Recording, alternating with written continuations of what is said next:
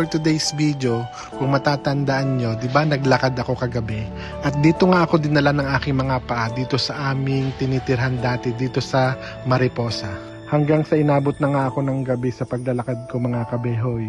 Kaya lang parang bigla ko na lamang na-miss yung aming dating tinitirhan. Habang naglalakad nga ako ay naisipan kong i-video yung lugar na kung saan ako dati nakatira. Alam nyo ba guys, parang nakaramdam ako ng kaunting lungkot habang binibideo ko kung saan kami dati nakatira. Alam nyo ba na 9 years din akong tumira dito sa Mariposa. Medyo nalungkot lang ako nang makita ko na as in totally na wala na pala yung bahay namin na tinitirhan dati. Sa 9 years na pagtira ko dito na buo yung aming magandang pagkakaibigan, yung magandang samahan namin ng mga kasama ko dito sa bahay. Kung iisipin mo, dati ang saya-saya namin, pero ngayon parang nakaramdam ako ng konting lungkot kasi na alaala ko yung mga memories na nangyayari sa amin dito sa Mariposa.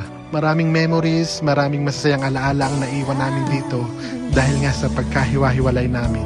Dito ko nakilala si Cesar, si Miriam, Ate Lily, Ate Vicky, at syempre si Kenneth Bitru. Dito sa bahay na ito, dito nabuo yung aming magandang pagkakaibigan. Kahit hindi kami magkakilala dati, kahit hindi kami magkakamag-anak, hindi kami magkakadugo. Dito nabuo yung magaganda naming memories dito sa bahay namin sa Mariposa.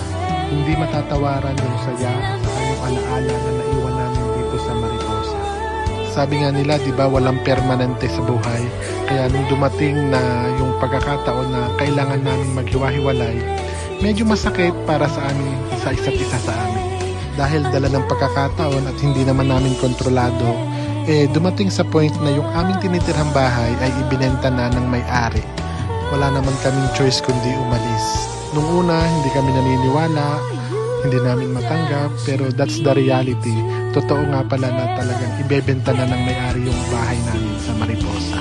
Hanggang sa na-confirm nga namin sa may-ari na talagang ibebenta na talaga yung bahay.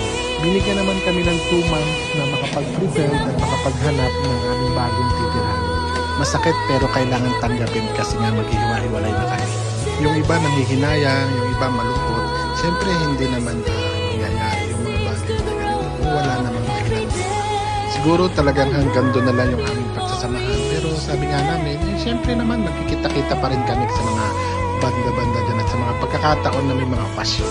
Sabi nga ni Ate Lily, umiyak nga siya. Sabi niya, for the past, I think 13 years na pagdating niya dito sa Mariposa, doon na siya tumira. Kaya medyo sad siya dahil nga sa nangyari at sa mga mangyayari pa.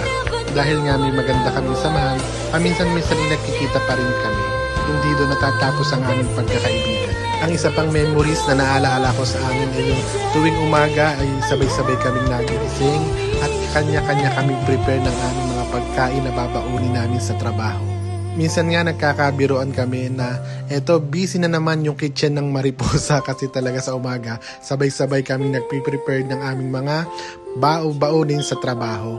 Yun yung mga simpleng bagay na nakakamiss na dati naming mga ginagawa. Kaya shout out sa lahat ng mga kasama ko dati sa Mariposa. I love you guys. I miss you guys.